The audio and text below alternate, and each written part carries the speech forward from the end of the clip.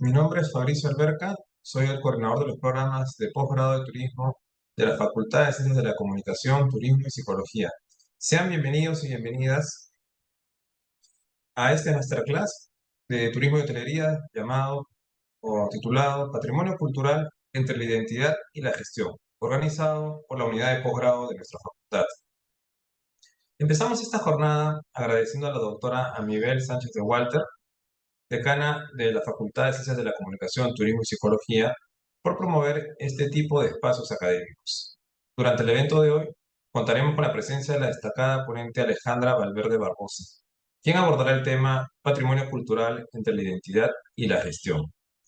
Les agradeceremos mantener sus micrófonos y cámaras apagadas durante el evento, de manera que no haya interrupciones ni distracciones de ningún tipo.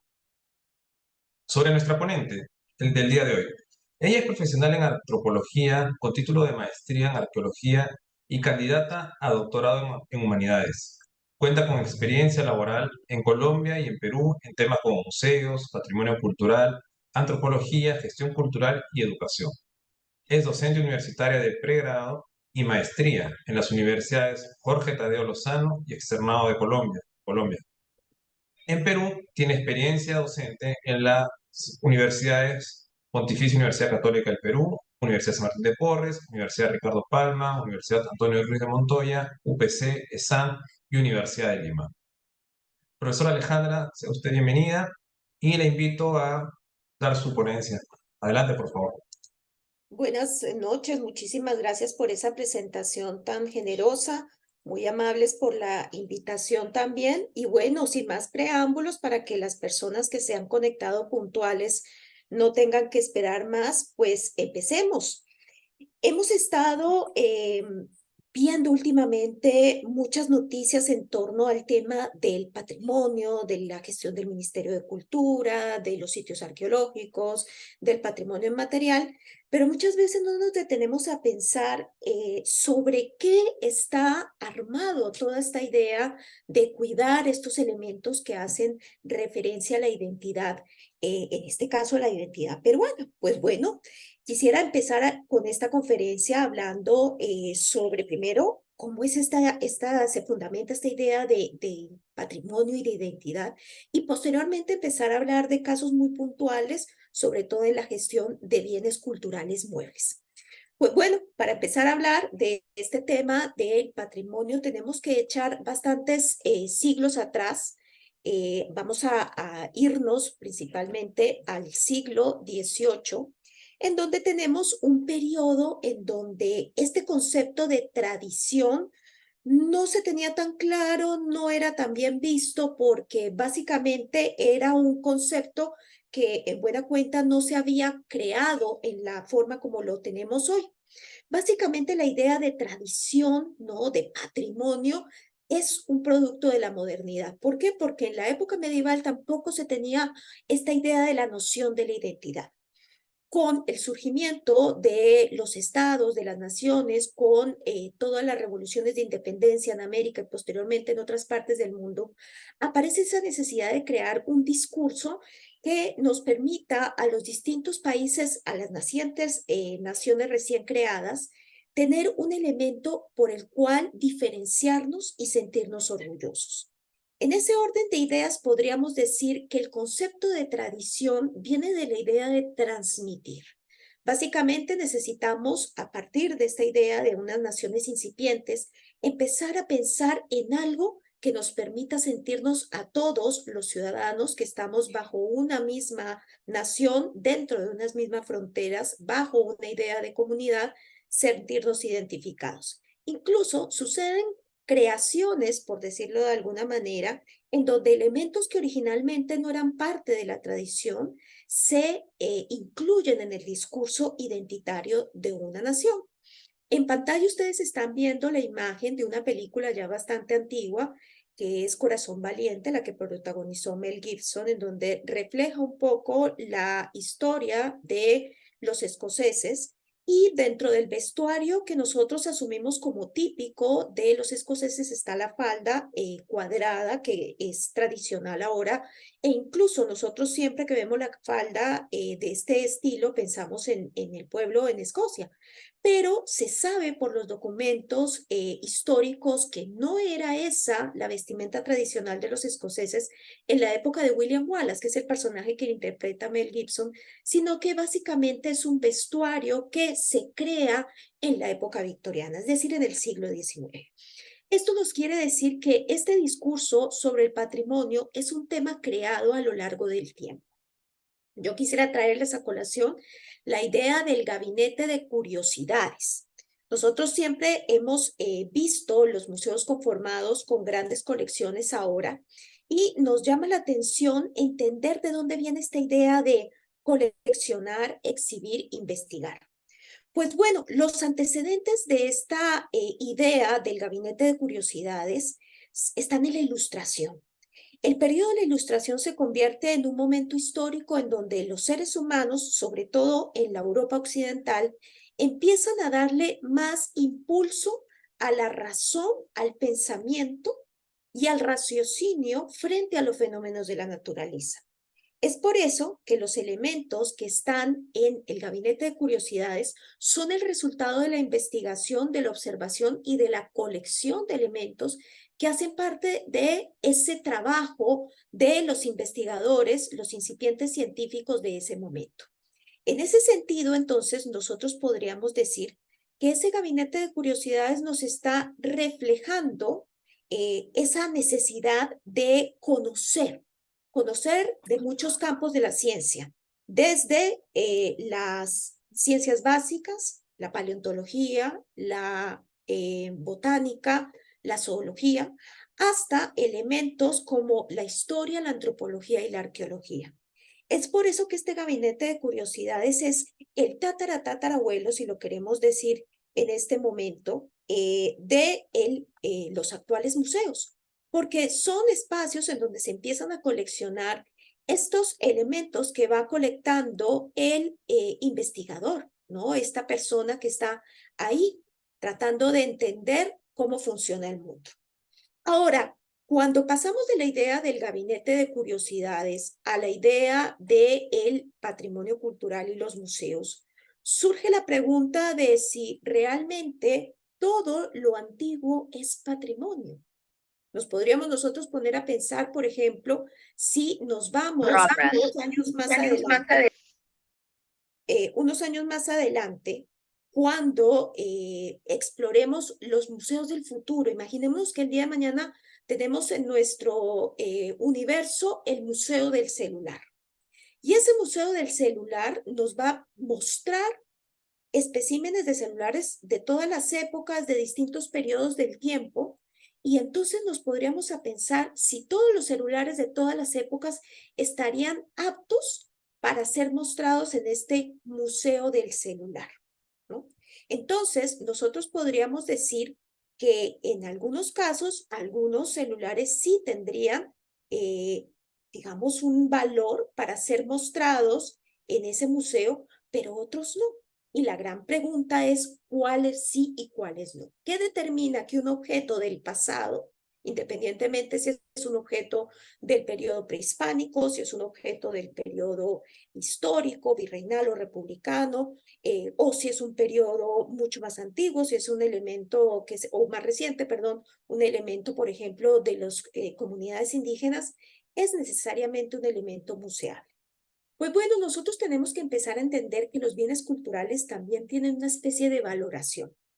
Y no con esto quiero decir que los elementos antiguos dejan de ser patrimonio cultural por tener un mayor o menor valor por parte de esta escala, por así decirlo, sino que básicamente lo que estamos dándonos cuenta es cómo nosotros estamos aquí básicamente analizando cómo los seres humanos le estamos dando cierta prioridad, valor, ¿no? Importancia a unos elementos frente a otros.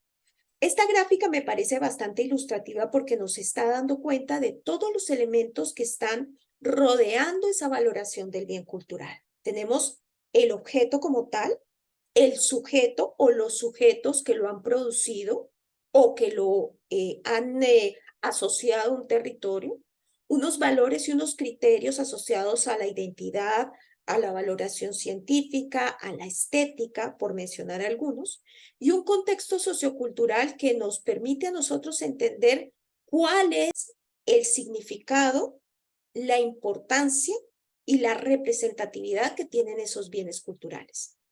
En ese orden de ideas, tendríamos que empezar a definir qué es cultura. Y bueno, les cuento que yo como antropóloga, les puedo decir que nosotros los antropólogos no nos hemos dado cuenta, o mejor, no hemos podido llegar a un consenso de lo que es cultura.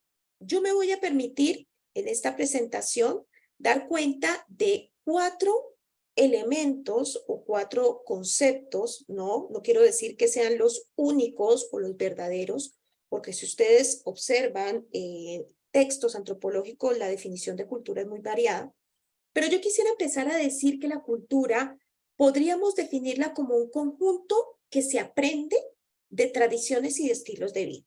En ese sentido, la cultura vendría a ser la personalidad, la forma de ser, por así decirlo, de una población.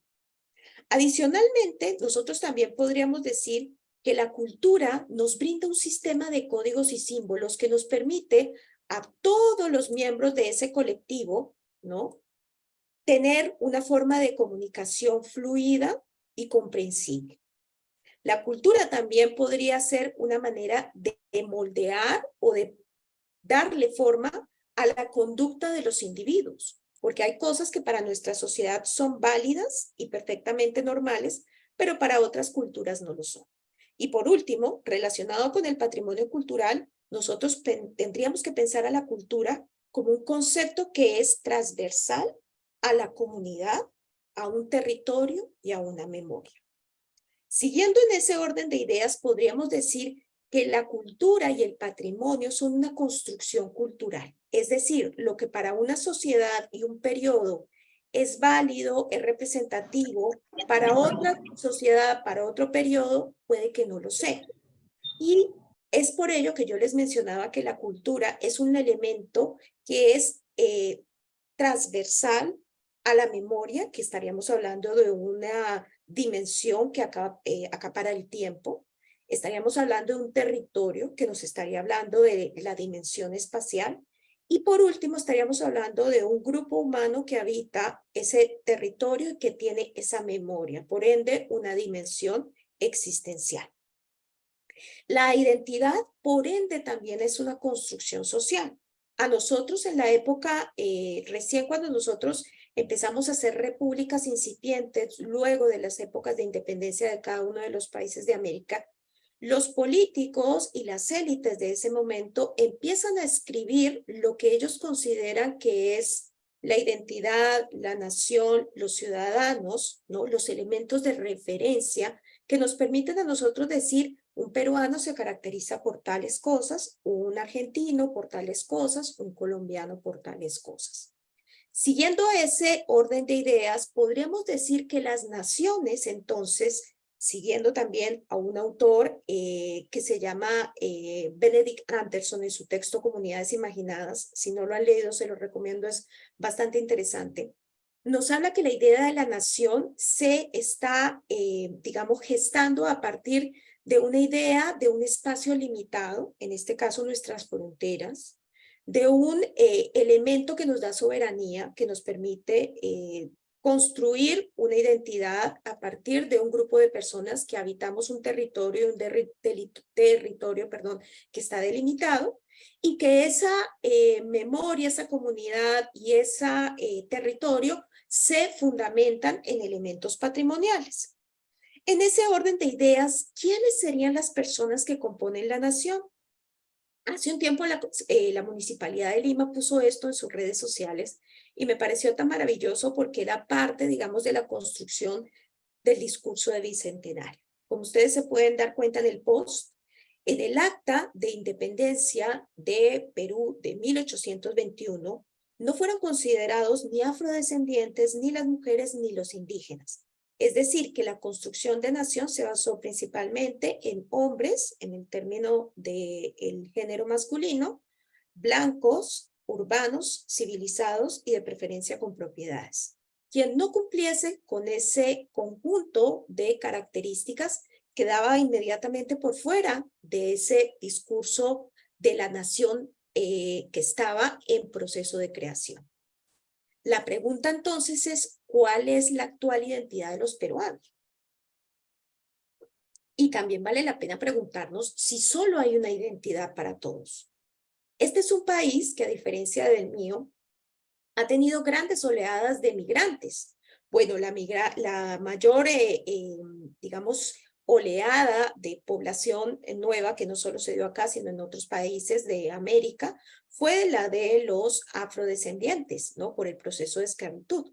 Pero ustedes, tiempo después, recibieron una oleada de migrantes chinos, una oleada de migrantes japoneses y una oleada de migrantes italianos, sin contar algunas pequeñas colonias de franceses, norteamericanos, ingleses, por mencionar algunos.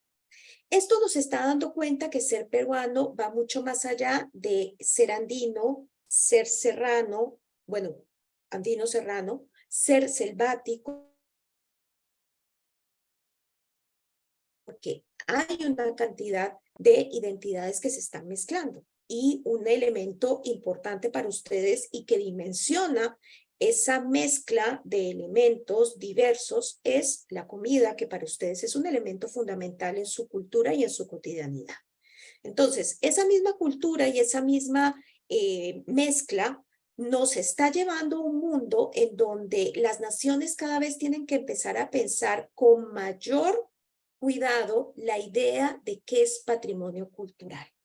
¿Cómo podemos incluir toda esa diversidad de poblaciones que han llegado, que se han asentado, tanto migrantes que vienen de otros países y dejan parte de su cultura y se mezcla con la cultura local, como migrantes locales? Lima es un excelente ejemplo de esa mezcla de migrantes de todas las regiones del país. Tenemos personas que vienen de muchísimas partes y que ya en algunos casos sus hijos o sus nietos ya son nacidos en Lima.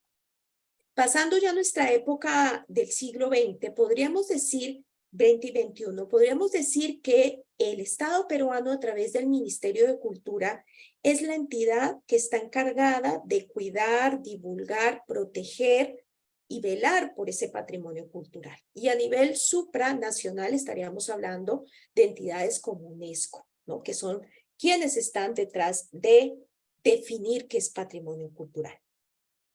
Esta cartillita, que ya tiene sus buenos años, es bastante útil, es de cuando todavía no existía Ministerio de Cultura, sino INC, está de descarga libre en la web. Es bastante interesante porque mantiene los conceptos de patrimonio y nos los define muy precisamente. En ese sentido, los bienes culturales, según esta clasificación originalmente del INC, posteriormente del Ministerio de Cultura, nos hablan de que el patrimonio es una herencia de comunidades, ¿no? Básicamente que está marcada o enmarcada por expresiones culturales y también artísticas, por supuesto, que se mantienen vigentes a través de la transmisión de generación en generación. Este patrimonio se divide en inmaterial y material. Muchos de ustedes saben que el patrimonio inmaterial es muy amplio porque abarca elementos como el arte popular, la tradición oral, las creencias, las leyendas, las fiestas populares, los trajes, las danzas, los saberes, las lenguas, las tecnologías. Es un patrimonio muy amplio y muy complejo también para darle un buen manejo. Ya vamos a ver un poquitico más adelante sobre esto. En el caso del patrimonio inmaterial, estamos hablando principalmente de mueble e inmueble. Ese patrimonio mueble e inmueble, desde el punto de vista del Ministerio de Cultura, estaríamos hablando principalmente de elementos que son de índole paleontológica, arqueológica, histórica, industrial, bibliográfica, subacuática y etnográfica, tanto inmueble como mueble. Y ustedes en este cuadrito al lado derecho se pueden dar cuenta de que el patrimonio inmaterial abarca algunas de las cosas que están acá y más, ¿no? Son muchas más la lista del patrimonio inmaterial. Entonces, teniendo en cuenta la diversidad de naturalezas, de manifestaciones, este patrimonio cultural se vuelve diverso y amplio. ¿Quién no ha caminado por Barranco y se ha encontrado con uno que otro elemento de patrimonio cultural? En este caso estamos hablando de un patrimonio mueble industrial. Patrimonio industrial es aquel que da cuenta de los avances industriales y de la revolución industrial en el país. En este caso, estamos hablando del patrimonio bibliográfico, que los principales agentes e instituciones que están detrás de este son el Archivo General de la Nación y la Biblioteca Nacional. Este es el patrimonio subacuático. Bueno, hay casos bastante llamativos a nivel, digamos, de la región, y lo digo por conocimiento. Últimamente se ha vuelto un punto de debate del patrimonio subacuático el tema del galeón San José, que se lo están disputando entre la compañía que descubrió el hundimiento de un galeón de la época virreinal, España, Colombia e incluso algunos países de la zona andina. En este caso estamos hablando de patrimonio inmueble arqueológico, y la diferencia entre mueble e inmueble es que mientras el mueble uno lo puede trasladar de un sitio a otro como los bienes culturales, el inmueble principalmente hace referencia a edificaciones, cosas que no se pueden mover. En el caso de estas tres primeras fotografías, estamos hablando de patrimonio mueble arqueológico. En este caso sería un buen ejemplo de patrimonio etnográfico, y aquí también es un buen ejemplo de patrimonio etnográfico. En la parte inferior estamos viendo dos ejemplos bastante interesantes de patrimonio histórico artístico. Pero ¿por qué esta interés, esta necesidad de los estados de mantener esos patrimonios protegidos? No sé si ustedes conocen esta película, si no la han visto se la recomiendo mucho. Está basada en un caso real ocurrido durante la Segunda Guerra Mundial, en donde paralelo a los batallones que iban avanzando de los países aliados, un batallón atípico que no era conformado por militares, sino por profesionales en el campo del patrimonio y las bellas artes, como curadores, historiadores del arte, restauradores y conservadores. ¿Qué sucedía en ese momento? Mientras el ejército alemán avanzaba ocupando territorio europeo, ellos a la par iban saqueando iglesias, museos, colecciones particulares en donde existieran piezas de arte representativas de la historia del arte occidental. ¿Cuál era el objetivo? Hitler quería, una vez ganada la guerra, fundar un museo en Alemania que contuviera toda esta historia del arte prácticamente de Europa. ¿Cuál era la misión de este museo? Mostrar el poderío alemán, que no solamente controlaba militar y políticamente, sino también histórica y culturalmente a los demás países europeos. Entonces nos podemos dar cuenta cómo el patrimonio, la cultura, los bienes y la herencia son un elemento fundamental. En nuestra época, este tema del patrimonio también va de la mano con el turismo. ¿Por qué? Porque cuando surgen todos estos derechos laborales que no existían en el siglo XIX, pero sí aparecen en el siglo XX, aparece el concepto de vacaciones, ocio, tiempo libre. Y ustedes acá en pantalla están viendo las filas que se forman en algunos museos cuando la entrada es libre. En este caso estamos viendo una foto del Museo de Arte de Lima en alguna época en cuando se hizo una promoción de ingreso libre a todos los peruanos. Nos podemos dar cuenta que efectivamente en Perú la población sí tiene interés, necesidad, gusto y disposición para ir a los museos. En ese sentido, nosotros tenemos no solamente que darnos cuenta de la valoración de los patrimonios que ya están, sino también de los patrimonios que están en el día a día. Me refiero a los patrimonios inmateriales. Ustedes en pantalla están viendo alguna representación de lo que se puede llamar arte popular, ¿no? En donde pues hablamos de estas manifestaciones materiales de los sectores que denominamos campesinos, personas de provincia, sectores populares del área urbana, comunidades amazónicas, comunidades andinas, ¿no?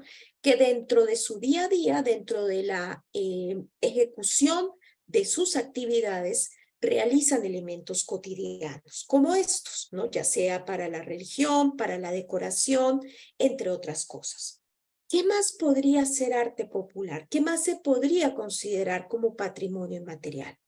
¿Será que el día de mañana la gráfica chicha, la música chicha y otras manifestaciones categorizadas dentro de este concepto de chicha podrían ser elementos de patrimonio inmaterial? ¿Podríamos pensar un museo chicha? ¿Qué podríamos lograr descubrir de la historia de Lima y de la migración interna de Perú a partir de este tipo de patrimonios? Bueno, y otro elemento que se deriva del arte popular y que también es un elemento producto de ese consumo y de ese turismo que tiene la población del siglo XX es la artesanía, ¿no? En donde se crean productos que sean de uso y de consumo de los turistas que puedan llevarse un recuerdo de estas artes manuales de los pueblos que visitan, ya sea pueblos urbanos o pueblos rurales. Yo quisiera hacer una pequeña pausa antes de pasar al nuevo tema para darle espacio aquí a los organizadores de este masterclass.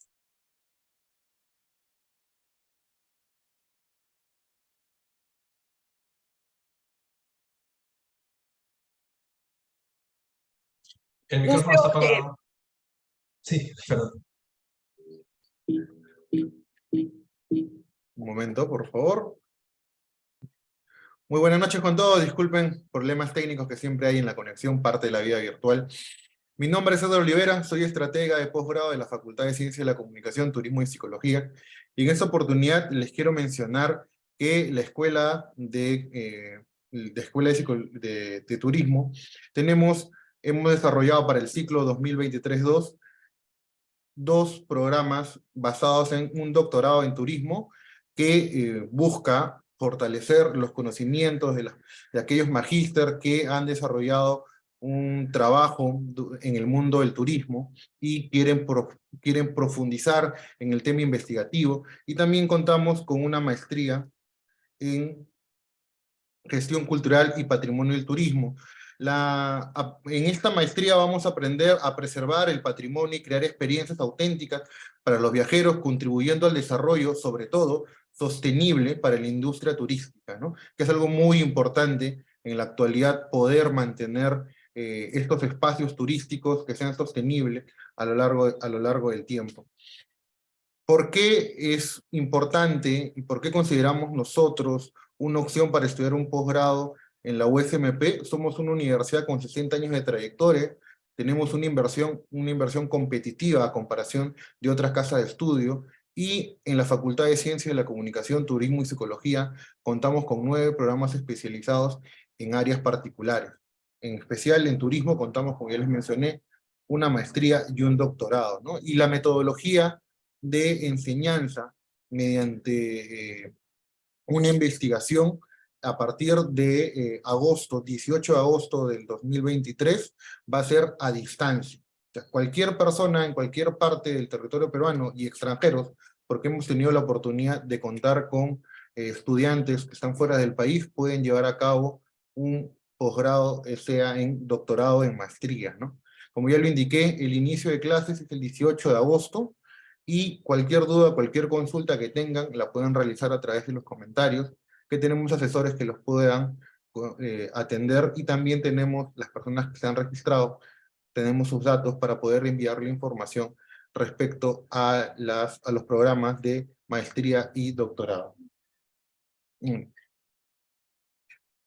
Quiero agradecer a la ponente por darnos el pase, y otra vez volvemos a esta charla que es realmente interesante.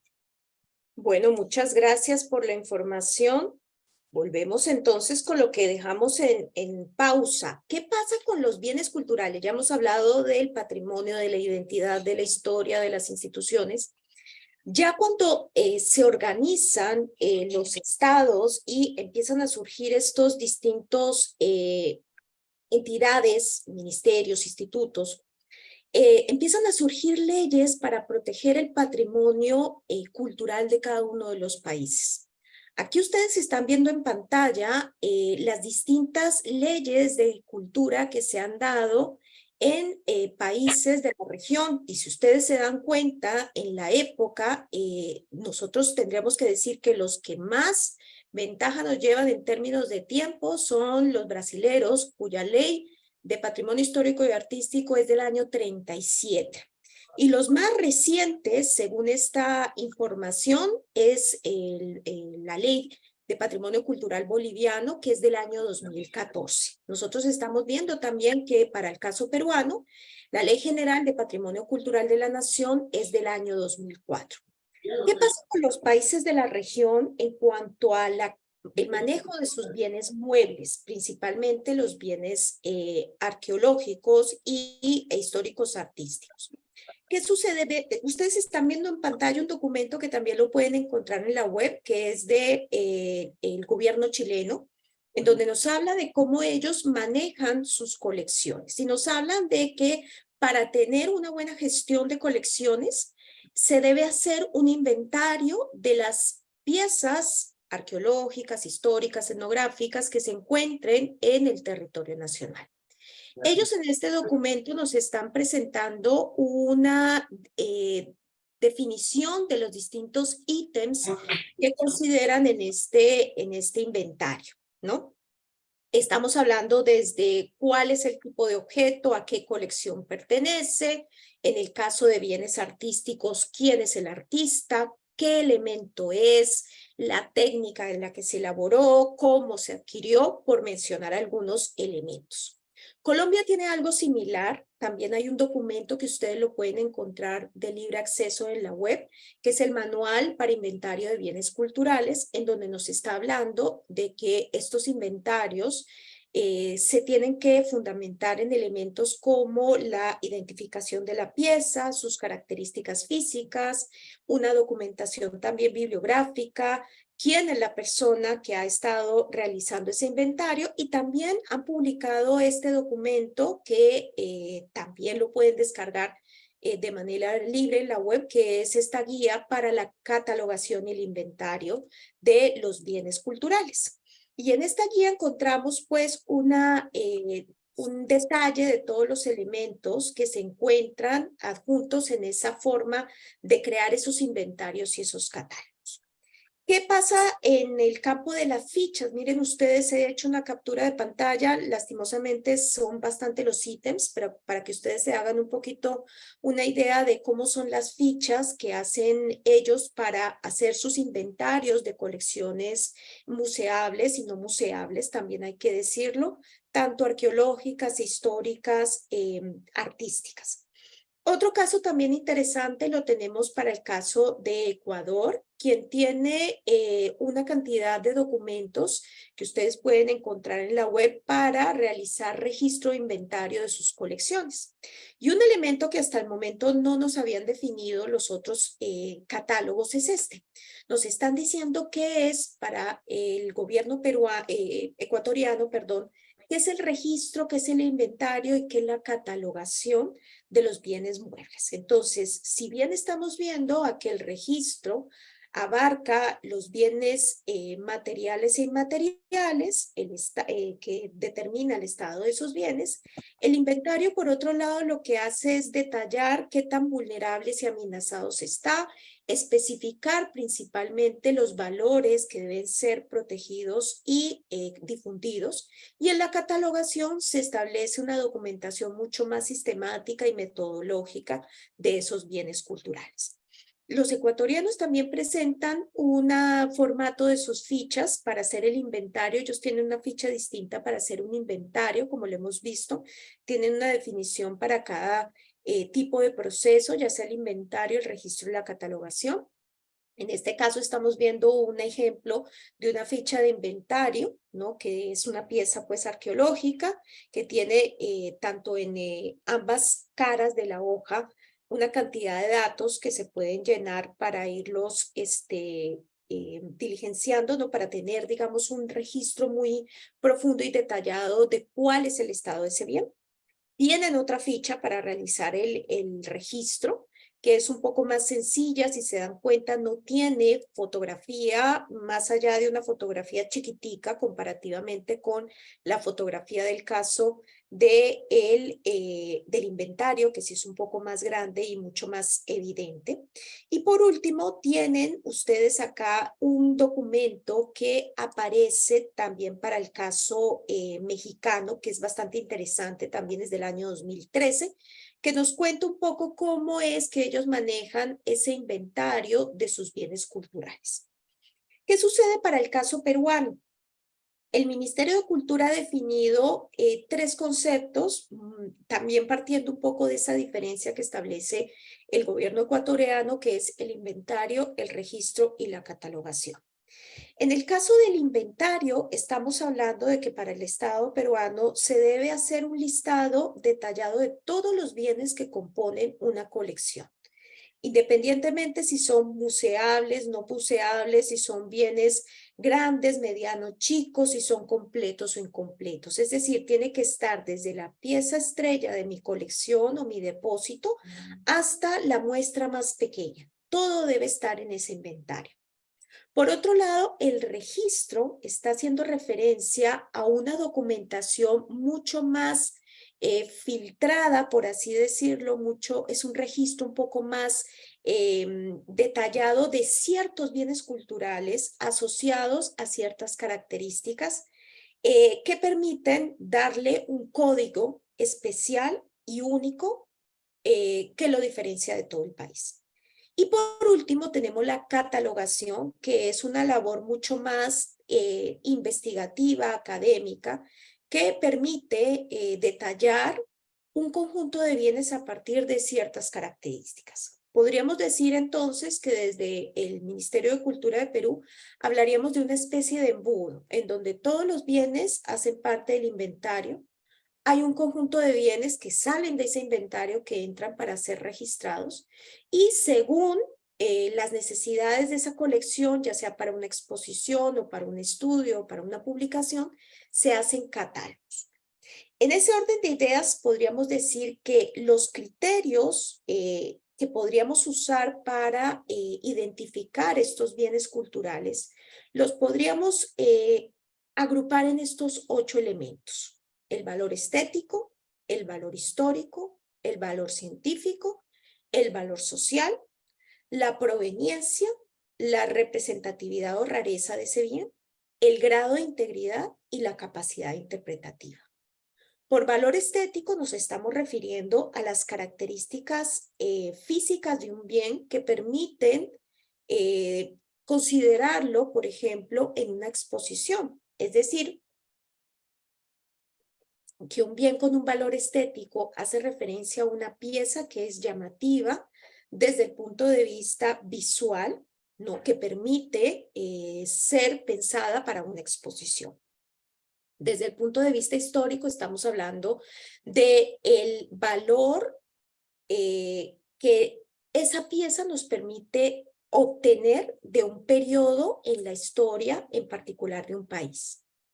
Como valor científico estamos hablando de qué cantidad de información podríamos obtener de este bien a partir de estudios científicos. En el caso de los bienes arqueológicos podríamos estar hablando de datos para radiocarbono, qué sé yo, para dieta, por ejemplo, técnicas, entre otras cosas. El valor social nos refiere a qué tan apreciado, qué tan identificado se siente un colectivo con ese bien cultural. Qué sé yo, en el caso peruano, por ejemplo, los restos de los próceres de la independencia o los restos de las personas que combatieron en la Guerra del Pacífico, tiene un valor social muy fuerte para la identidad peruana. La proveniencia nos está hablando de la importancia que tiene el lugar de origen de este bien cultural. Podríamos decir, por ejemplo, que los bienes procedentes de Caral o de Machu Picchu tienen un valor adicional a un bien encontrado en un hallazgo arqueológico en algún distrito de Lima, por poner un ejemplo. La representatividad o rareza nos está hablando de bienes que son únicos y que nos están dando cuenta de una característica muy particular. En este caso podríamos poner el ejemplo de la momia Juanita, que es una pieza bastante rara y representativa, no solamente de los momias en el colectivo de los bienes momificados en el territorio peruano, sino también de la cantidad histórica que nos ofrece, de información histórica que nos ofrece en torno a las prácticas de los incas previo a la llegada de los españoles.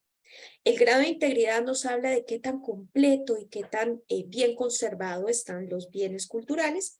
Y por último, la capacidad interpretativa que nos está dando cuenta de esta, digamos, esta forma en que los bienes nos permiten a nosotros poder acercarnos a la historia, la arqueología, las comunidades, por ejemplo, indígenas, si son bienes etnográficos.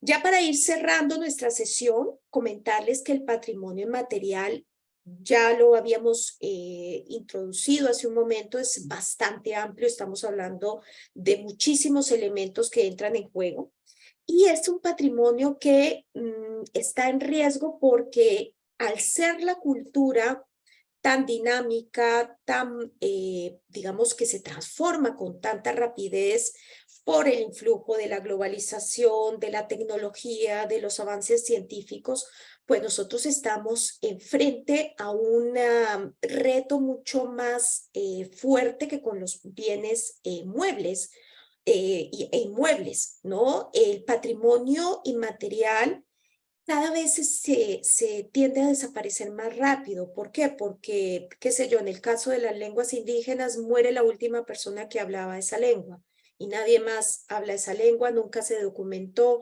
nunca se investigó y por ende se perdió. En el caso, por ejemplo, de tradiciones manuales, se dejó de hacer un producto que originalmente era parte del día a día de una comunidad y que con la llegada de los bienes industriales desapareció. Qué sé yo, que las personas de una comunidad indígena que tenían unos saberes en torno a la medicina tradicional, lentamente esos indígenas están migrando a la ciudad para buscar mejores oportunidades laborales y de educación y por ende esos saberes ya dejaron de usarse y se van perdiendo en el tiempo. Entonces, este patrimonio está en constante riesgo y hace necesario que los gestores culturales den una mirada bastante amplia para salvaguardar estos elementos del patrimonio inmaterial. ¿Y cómo se hace esta salvaguardia? Pues básicamente desde la investigación que busca conocer, documentar, promover, difundir, darle una valoración a estos saberes inmateriales, crear registros audiovisuales, sonoros, que puedan ser difundidos, que puedan ser investigados y que puedan hacer parte de inventarios y que el gestor cultural sea una fuente, digamos, de apoyo para esas comunidades que quieren poner en valor sus manifestaciones culturales, es decir, que en este caso los gestores culturales serían acompañantes y, digamos, intermediarios para que las comunidades puedan poner a salvo sus bienes inmateriales, sus saberes, sus conocimientos, sus tradiciones. Bueno, esto era lo que les tenía preparado para el día de hoy. Quisiera dar el pase a Fabricio. Aquí estoy por si se necesita contestar alguna pregunta. Sí, profesora Alejandra, estimada profesora, muchas gracias. Creo que ha sido una ponencia valiosa, realmente interesante, como ya comentaba también nuestro compañero. Así que nada, nuevamente muchas gracias, felicitaciones, interesantísimo todo. Tengo acá un par de preguntas del público que se las voy a compartir, se las voy a leer. La primera es la siguiente, ¿no? ¿Cómo influye la gestión del patrimonio cultural en la preservación y promoción de la identidad cultural en una comunidad? Bueno, el gestor se vuelve un acompañante y un motor para que esas comunidades se organicen y sean ellas quienes propongan cuáles son esos patrimonios y esos elementos culturales que desean poner en valor. Y de igual manera, el gestor tiene que ser el garante de que esas comunidades sean, digamos, lo suficientemente organizadas como para que esos elementos del patrimonio cultural sean cuidados y valorados por ellos mismos. Es decir, que el gestor, a pesar de que no esté dentro de la comunidad, deje todo tan bien organizado y la comunidad también conectada con su patrimonio, que ellos puedan hacer un trabajo constante para que esas tradiciones se mantengan y se sigan perpetuando en el tiempo, ya sea a través de inventarios, registros o también por la misma socialización, esta transmisión de los saberes de generación en generación. Muchas gracias. Un poco, bien, la segunda pregunta está tal vez un poquito ligada a esto último que hablaba la profesora de, la generación, de heredar a la generación tras generación. La pregunta es la siguiente. ¿Un bien cultural que ha pasado justamente de generación en generación le pertenece al dueño del bien o forma parte del patrimonio de la nación?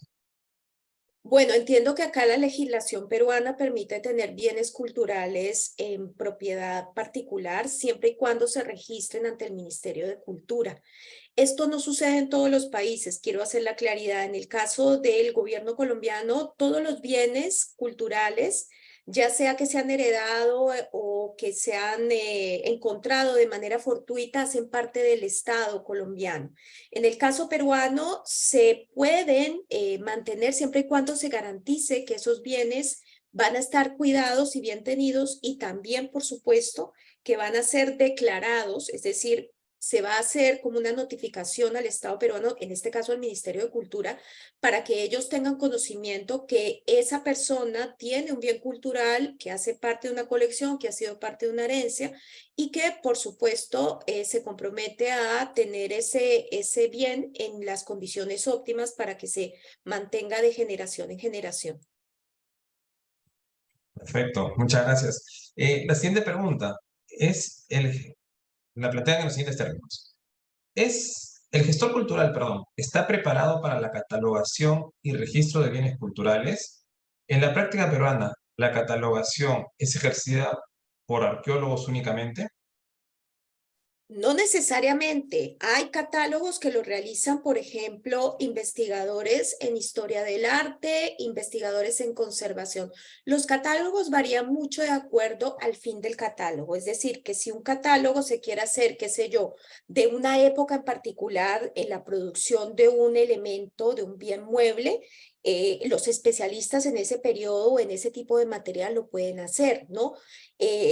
Digamos que los catálogos surgen a raíz de una necesidad, ya sea investigativa, expositiva, principalmente, pero no únicamente, en donde ciertos profesionales intervienen, no solamente arqueólogos, pueden ser, por supuesto, personas que por su formación académica y ejercicio profesional se vuelven especialistas en ese tipo de bien o en ese periodo o en ese autor, si es el caso de catálogos de objetos modernos, por ejemplo. Ah, excelente, muchas gracias. Y por último, en cuanto a las preguntas, ¿cómo podrían equilibrar los gestores culturales la preservación de la identidad y la necesidad de adaptarse a los cambios contemporáneos? Vaya Bueno, pregunta. sí, es innegable que el tiempo pasa y todos estamos inmersos en la globalización y en la integración. Eso es algo que no podemos detener porque es propio no solamente de nuestro tiempo, sino de toda la historia de la humanidad. Un elemento importante es que las cosas las tradiciones que se van dando, se vayan documentando y se vayan transmitiendo y se vayan estudiando. Es decir, que tratemos de mantener cierto registro temporal, qué sé yo, de una danza, por ejemplo. Una danza en algún momento tuvo unas características. En la época X, del año tal al año tal, tuvo estas características en cuanto a coreografía, danza, música, etc. etc. Después llega el influjo de otros ritmos que vienen con otro tipo de vestuario, entonces se hace otro tipo de seguimiento. Tenemos que ser como una especie de coleccionistas o historiadores de ese proceso histórico a lo largo del tiempo. No nos podemos oponer. Yo les pongo el ejemplo de la música vallenata en Colombia. El vallenato originalmente en Colombia se tocaba con guitarra. Llega el acordeón por los migrantes alemanes que llegan al Caribe colombiano y se inserta, y ahora es impensado un vallenato sin acordeón, pero hemos seguido teniendo, digamos, un vínculo con toda la trayectoria histórica y todos los influjos que han tenido incidencia en este ejemplo en particular, y eso pasa con todas las tradiciones materiales e inmateriales. Muy bien, muchas gracias, profesora. Creo que ahí, a ver, hay una pregunta más que acabo de ver. Mm, Bueno, vinculado un poquito con turismo. Dice, como gestor cultural, ¿cuál sería nuestra función en la promoción turística de una localidad? Bueno, importante, porque el gestor cultural lo que hace es poner en evidencia los potenciales culturales que tiene una localidad, ya sea de bienes culturales muebles, inmuebles, en todas sus variedades arqueológico, etnográfico, histórico, artístico, paleontológico, y también desde el punto de vista de las tradiciones inmateriales, desde arte popular, artesanía, que ya hemos visto que son dos cosas diferentes, pasando por danzas, festivales, gastronomía, entre otras cosas. El gestor cultural vendría a ser como la persona que hace un gran paquete, por así decirlo, de todo, o un inventario de todos los elementos potenciales para que sean llamativos para el turismo a una localidad, y organiza para que esos elementos tengan, digamos, la capacidad de recibir a los turistas con las cosas básicas que se necesitan. Un acceso fácil, bienes y servicios, entre otras cosas, ¿no? Entonces sería como ese mediador entre lo que produce la comunidad o lo que tiene la comunidad en cuanto a patrones culturales y lo que puede buscar un turista. Muchas gracias, profesora. Y antes de terminar, yo quiero reiterarle el agradecimiento por su presencia, por su participación, por compartir con nosotros sus conocimientos. Creo que ha sido realmente interesante. De verdad, lo he disfrutado personalmente. Eh, y nada, agradecemos a todos los asistentes por participar del masterclass de turismo titulado Patrimonio Cultural entre la Identidad y la Gestión, organizado por la Unidad de Posgrado de la Facultad de Ciencias de la Comunicación, Turismo y Psicología. Asimismo, los invitamos a seguir en las redes sociales de la facultad para que estén al tanto de los programas de maestría y doctorado que ofrecemos. Si tienen interés o desean alguna información sobre la maestría en Gestión Cultural, Patrimonio y Turismo o el doctorado en Turismo, ya los asesores de la facultad estarán disponibles para atender sus consultas. Muchas gracias a todos por su participación. Muchas gracias, profesora. Y muy buenas noches para todos. Buenas noches y muchas gracias. Gracias.